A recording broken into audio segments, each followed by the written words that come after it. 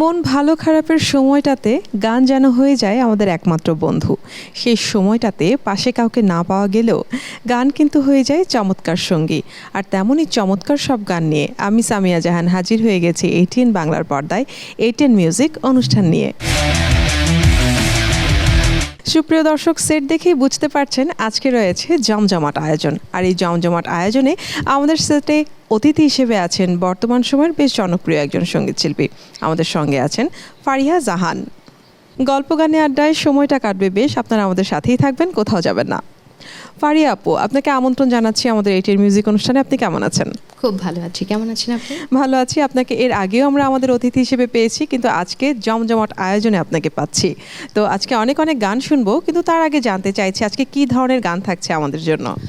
আজকে আমি একটু চেষ্টা করেছি আমাদের পুরনো সময়ের যেই জনপ্রিয় গানগুলো রয়েছে সেই গানগুলো, মানে সিনেমার যে জনপ্রিয় গানগুলো রয়েছে সেগুলো করতে।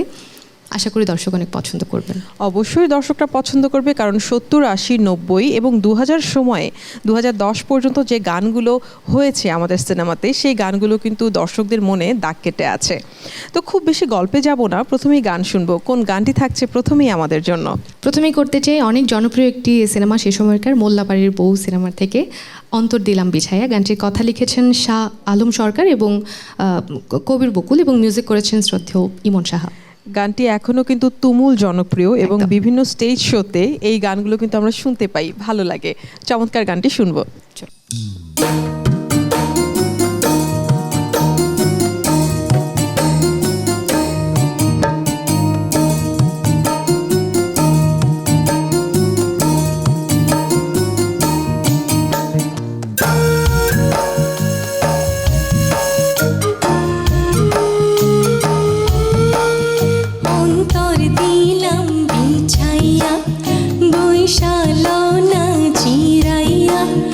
যদি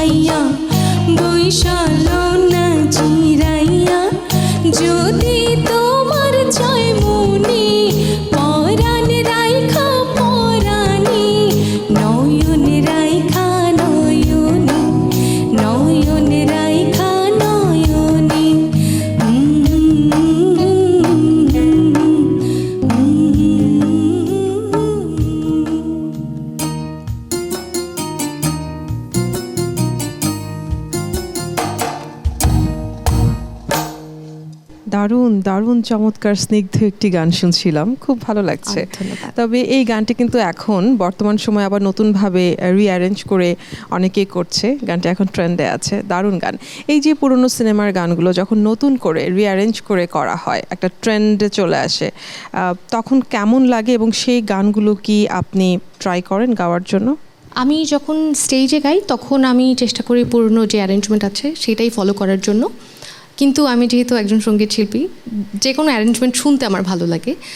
যদিও আসলে আমার মনে হয় যে পুরনো গানের প্রতি পুরনো গানের সাথে একটা ইমোশন অন্যরকম জড়িয়ে থাকে সেই অ্যারেঞ্জমেন্টের সাথে, তবুও নতুন অ্যারেঞ্জমেন্ট শুনতে ভালো লাগে, কিন্তু স্টেজে আমি ফলো করি না। সময়ের সাথে সাথে আসলে তো পরিবর্তন হতেই হয়, তবে স্টেজে অথেন্টিকটা রাখার চেষ্টা করেন আপনি, দারুণ। তো কোন সময়টার গান আপনাকে সব থেকে বেশি টানে? পুরনো দিনের গান। কি ধরনের গান? পুরনো দিনের একদম সফট মেলোডিয়াস যে গানগুলো আছে, স্বর্ণযুগ সবাই জানে, সো ওই সময়কার আমার মনে হয় সফট মেলোডিয়াস গান এবং একটু যেটাকে আমরা একটু রিদমিক যে গানগুলো, সেগুলো বেশ শুনি, আমি পছন্দ করি।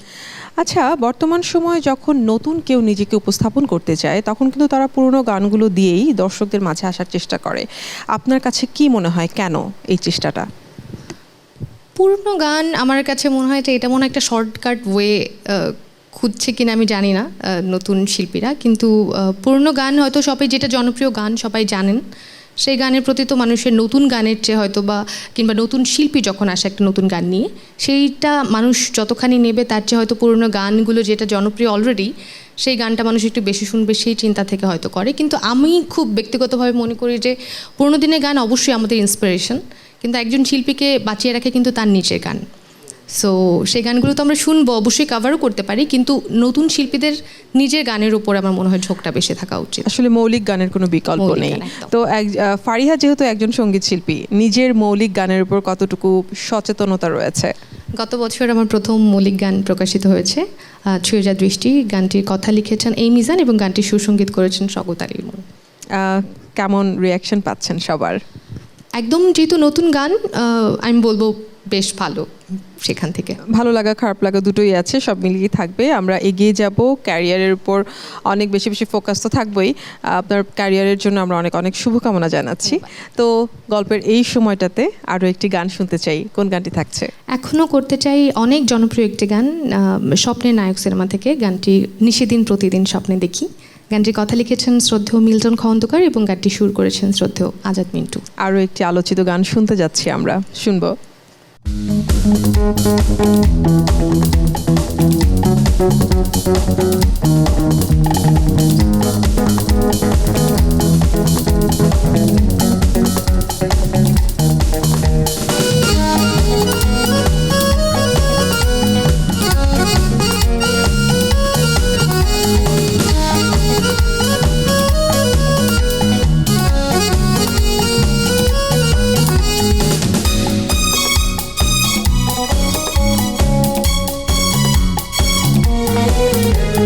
নিশিদিন প্রতিদিন স্বপ্নে দেখি, আমি নিশিদিন প্রতিদিন স্বপ্নে দেখি, চোখ মেলে যারে পেয়েছি তারে ভালোবেসেছি।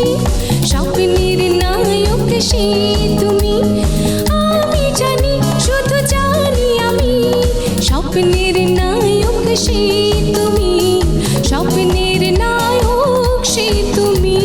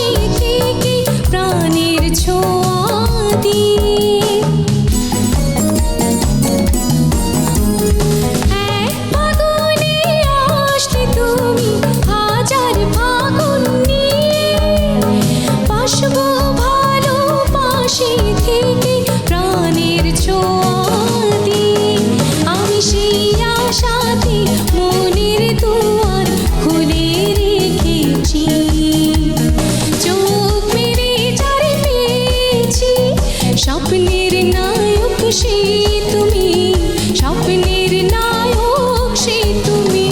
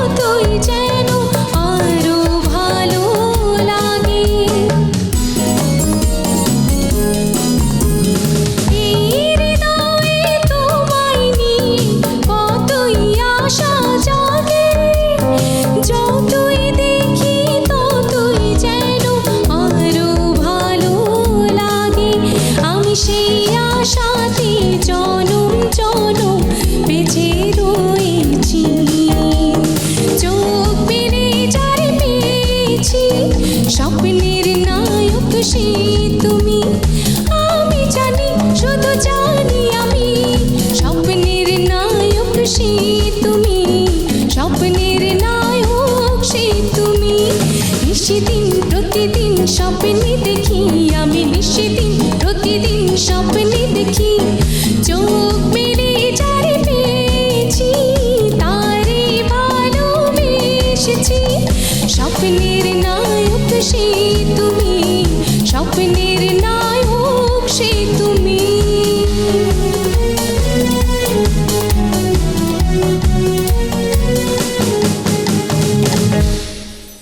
ওয়াও, দারুণ একটি গান শুনলাম। সত্যি গানটি শুনে কিন্তু নস্টালজিক হয়ে গেলাম, কারণ ভালো লাগা ছুঁয়ে গেছে মনে। তো গানের প্র্যাকটিস করা হয় কেমন? গানের প্র্যাকটিস আমি ভীষণই অলস। সকালবেলাতে একটু রেয়াজ করার জন্য আমার গুরুমা সবসময় পোক করতে থাকেন, কিন্তু একটু ঘুমিয়ে পড়ি, একটু কম কম করি আসলে। খুব একদম ডেইলি বসা উচিত, কিন্তু ডেইলি বসতে পারি না। কিন্তু একজন সঙ্গীত শিল্পীকে প্রতিনিয়ত কিন্তু চ্যালেঞ্জের মুখোমুখি করতে হয়, চ্যালেঞ্জের মুখে পড়তে হয় প্রতিটা স্টেজে। এখানে সিনিয়র জুনিয়র সব কিছু মিলিয়ে অনেক প্রেশার থাকে, তো প্র্যাকটিস না করলে তো ঝামেলায় পড়ে যেতে হয়। সেটাকে আপনি কিভাবে হ্যান্ডেল করেন? প্র্যাকটিস বলতে সকালে একদম যেটা রেয়াজ, সেটা একদিন এদিক সেদিক হলেও গানের মানুষ যেহেতু, গান কিন্তু শুনি সব সময়, সো গানের মধ্যেই কিন্তু থাকি। সেইভাবে চ্যালেঞ্জ ফিল করি না, কারণ যেহেতু অনেক বড় শিল্পীরা আছেন, তারা তাদের মতন করে করেন, আমি আমার মতন করে করি। আর তাহলে নিজেকে ভার্সেটাইল রাখার চেষ্টা থাকে, কাউকে ফলো করার চেষ্টা খুব একটা থাকে না, তাই তো? আমি অনেক শিল্পীদের গান শুনি, অনেক শিল্পীকে ফলো করি, মানে পার্টিকুলার একজনকে আমি ফলো করি। সব থেকে বেশি ভালো লাগে কার গান শুনতে? আমাদের দেশের শ্রদ্ধেয় রুনা লায়লা ম্যাডাম, উনি আমার আইডল। আর অনেক অনেক শিল্পী রয়েছেন বর্তমানে যারা গান করছে, যারা খুব ফেমাস এবং ভালো পজিশনে আছে, তাদের মধ্যে থেকে কার নাম বলবেন? কনাপু। ওকে, কনাপু আমার ভীষণ পছন্দের একজন শিল্পী। আরও বেশ অনেকজন আছে, আমার মনে হয় একজনের নাম বলা ঠিক হবে না। সো কনাপু, কোনালাপু, লুইপাপু, নন্দিতাপু আমার ভীষণ পছন্দের শিল্পী। এই প্রজন্মেরও অনেকে রয়েছেন। প্রতিটা শিল্পীর কিন্তু স্বপ্ন থাকে যে আমি ওনার ডিরেকশনে কাজ করব, অথবা ওনার লেখা কোনো গানে কাজ করব। আপনার ব্যক্তিগত পার্টিকুলার কেউ আছে কি না যে এর গান আমি করতেই চাই, বা আমার জীবনে যেন একবার এমন দিন আসে যে আমি ওনার গান করতে পারি? আমাদের দেশের যারা রয়েছেন তাদের মধ্যে হাবিব ভাইয়ের কম্পোজিশন আমার ভীষণ পছন্দ, আমি ওনার সাথে কাজ করতে চাই। নিজের ক্যারিয়ারকে নিয়ে কি কি চিন্তা ভাবনা করা হয়েছে? অনেক কিছু ভেবেছি। আমার মনে হয় যখন যেটা হবে দর্শক দেখতে পাবেন, কারণ একজন শিল্পীর তো প্ল্যানিংয়ের শেষ নেই কোনো। ওকে, তার মানে ফারিয়াকে দেখতে হলে ওয়েট করতে হবে, দেখতে হবে কোন পর্যায়ে যায়। ইনশাল্লাহ আমরা শুভকামনা জানাচ্ছি আবারও। তো থার্ড কোন গানটি আছে আমাদের জন্য? এখনও করতে চাই অনেক বিখ্যাত একটি সিনেমা, অন্তরে অন্তরে সিনেমার গান, কাল যে ছিলাম ভালো। গানটির কথা লিখেছেন মনিরুজ্জামান মনির এবং গানটি করেছেন শ্রদ্ধেয় আলম খান। বেশ আলোচিত একটি গান, এবং এটি সালমান শাহ এবং মৌসুমী অভিনীত। এই গানটি বেশ কালজয়ী একটি গান, শুনবো।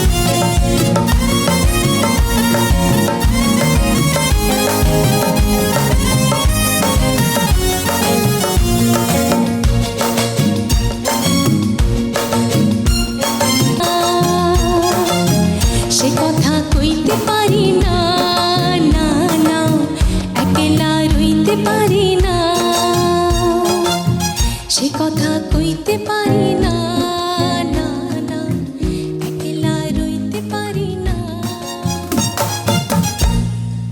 দারুণ, বোঝা যাচ্ছে যে সিনেমার গান অনেক বেশি শোনা হয় এবং সিনেমার গানগুলো প্র্যাকটিস করা হয়। নিজের ক্যারিয়ারকে নিয়ে প্রত্যেকটা শিল্পী কিন্তু গুছিয়ে নেয়, যে মনে মনে একটা মাইন্ডসেট করে নেয় যে সামনের বছরটা কি করবে বা এই বছরটা কি করবে। 2024-এ নিজেকে নিয়ে কি কি প্ল্যান করা হয়েছিল বা কতটুকু সফল হয়েছে? আমি যখন স্টার্ট করেছি তখন থেকে আমার পরিকল্পনা ছিল বছরে অন্তত একটা গান যেন আমার নিজের গান যেন প্রকাশিত হয়। কারণ আমার মনে হয় অনেক বেশি গান মানে আমি হুটহাট করে করতে চাই না, একটু সময় নিয়ে একটু ভেবেচিন্তে গান করতে চাই। তো বছরে একটা গান রিলিজ করতে চাই। কিছুদিন আগে আমার একটি গান প্রকাশিত হয়েছে। আচ্ছা, বর্তমান সময়ে শিল্পীরা ট্রেন্ডে থাকার জন্য বা নিজেকে দর্শকদের মাঝে রাখার জন্য কিন্তু কভার করছে, সেগুলো সোশ্যাল সাইটগুলোতে দেওয়ার চেষ্টা করে দর্শকদের মাঝে থাকার জন্য। তো ফারিহার এই প্র্যাকটিসটুকু কতটুকু আছে? গান তুলতে আমি অনেক পছন্দ করি, শুনতে পছন্দ করি, কিন্তু ট্রেন্ডে থাকার বিষয়টা আমি খুব একটা বিশ্বাস করি না। গান যদি আমার ভালো লাগে, কোনো পুরনো গান, সেটা আমি কভার করতেই পারি, কিন্তু ট্রেন্ডে থাকার জন্য দর্শকের মাঝখানে সবসময় থাকতে হবে সেই তত্ত্বে আমি খুব একটা বিশ্বাস করি না। তাহলে দর্শক নিজস্ব গান দিয়েই বেছে নেবে এবং একদম। পছন্দ করে মনে রাখবে। বাহ, দারুণ। বাবা মার স্বপ্ন কি ছিল এবং কতটুকু পূরণ করা হয়েছে? আমার মা যেহেতু স্কুল টিচার, সবসময় চাইতেন পড়াশোনাটাই একদম 100% সময় দেই। প্রথমে তাদের একটু দ্বিমত ছিল গানটাকে আমার প্রফেশন হিসেবে মেনে নেওয়ার জন্য, বাট এখন সবাই চান। এখন সঙ্গীত শিল্পী হিসেবে নিজেকে পরিচয় করিয়ে দিতে কেমন লাগে? আমি সঙ্গীতের ছাত্রী, এখনো পর্যন্ত সঙ্গীত শিল্পী হিসেবে নিজেকে পরিচয় করে দেওয়ার মতন সাহস আমার হয়নি। গান করতে পছন্দ করি, গানের সাথে থাকতে পছন্দ করি, যেহেতু আমি ভালোবাসি এই জায়গাটা, অবশ্যই অনেক পছন্দ করি। বাহ, দারুণ। অনেক গল্প হলো আজকে। আমাদের আয়োজন শেষ করবো যেহেতু সময় শেষের দিকে, তবে যাবার আগে এটিএন বাংলার দর্শক এবং আপনাকে যারা পছন্দ করেন তাদেরকে কি বলে যাবেন? দর্শকদের উদ্দেশ্যে বলতে চাই, এখন খুব একটা অস্থির সময় যাচ্ছে। কোন একটা ভালো গান এসেও হয়তো সেভাবে থাকছে না, কিন্তু হয়তো গুণের দিক থেকে হয়তো যে গানগুলোকে আমরা বিচার করতে পারি না সেভাবে, মানে শিল্প বিচারের দিক থেকে যে গানগুলো হয়তো আমরা ভাবতে পারি না, অনেক সময় আমরা হুজুকের বসে হয়তো একটু মজা করতে গিয়ে সেই গানগুলোকেই নিয়ে বারবার নাড়াচাড়া করি, ভালো গানগুলো একটু পিছনে পড়ে যায়। তো আমি বলবো যে এটা আমাদের সকলের দায়িত্ব ভালো গানগুলোকে বাঁচিয়ে রাখা। সো ভালো গান শুনুন, ভালো বাংলা গানের সাথে থাকুন। ধন্যবাদ সবাইকে। অনেক ধন্যবাদ এত চমৎকার কিছু সময় আমাদেরকে দেওয়ার জন্য। আর যেহেতু সময় শেষ, আমি আমার দর্শকদের কাছ থেকে বিদায় নিব, কিন্তু আয়োজন শেষ করব আপনার গান শুনে। আমি আমার দর্শকদের থেকে বিদায় নিয়ে নিচ্ছি। আপনি চিন্তা করে ফেলুন কোন গানটি শেষে আমাদেরকে শোনাবেন। সুপ্রিয় দর্শক, গল্প গানে আড্ডায় চমৎকার একটা সময় পার করলাম। আর এই চমৎকার সময়ে আমার সঙ্গে কিন্তু আরও অনেক সঙ্গী ছিলেন। এবারে সময় হয়ে গেছে সেই সঙ্গীদেরকে একবার পরিচয় করিয়ে দেবার, তার মানে আমার সাথে যারা মিউজিশিয়ান ছিলেন তাদেরকে পরিচয় করিয়ে দেবার। আমার সাথে অক্টোপ্যাডে ছিলেন আলমগীর, পারকেশনে ছিলেন পিকে, বেস গিটারে ছিলেন সজীব, লিড গিটারে ছিলেন আলামিন এবং কিবোর্ডে ছিলেন অন্তর। আপনাদের সবাইকে অসংখ্য ধন্যবাদ আমাদের সাথে থাকার জন্য। আগামীতে আবারও দেখা হবে আপনাদের সাথে।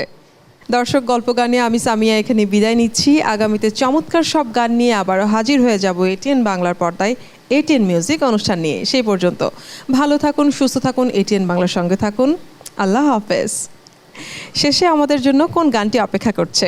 এবার করতে চাই শ্রদ্ধেয় রুনা লায়লা ম্যাডামের ভীষণ জনপ্রিয় একটি গান, তোমাকে চাই আমি আরও কাছে। গানটির কথা লিখেছেন শ্রদ্ধেয় মনিরুজ্জামান মনির এবং গানটি সুর করেছেন শ্রদ্ধেয় আলাউদ্দিন আলী। সেই সময়কার সব থেকে আলোচিত গান, এবং এই গানটি শোনেনি এমন কোনো কিশোরী হয়তো বা ছিল না তখন। শুনবো।